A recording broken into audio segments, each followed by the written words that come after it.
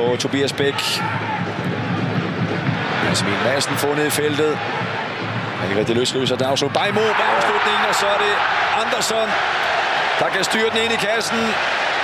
Det skulle det også ende med, det der angreb. Og det hele starter her ved Poulsen, der erobrer og bryder. Ja, men så er der også en form for powerplay. Tobias Bæk til Emil Madsen, der har en ret god chance, ikke rigtig for bolden under kontrol, og så den her aflevering ind til Andersson, som vi kan se, ikke offside.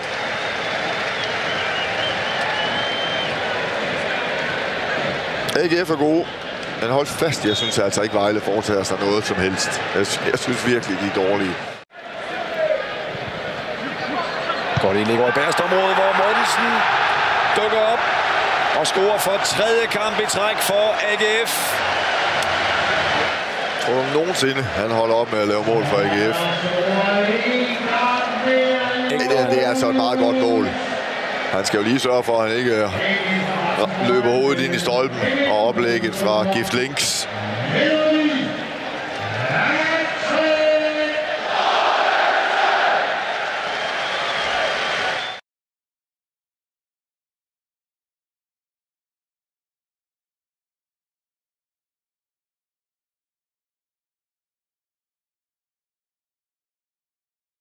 På den gamle fabrik er det hele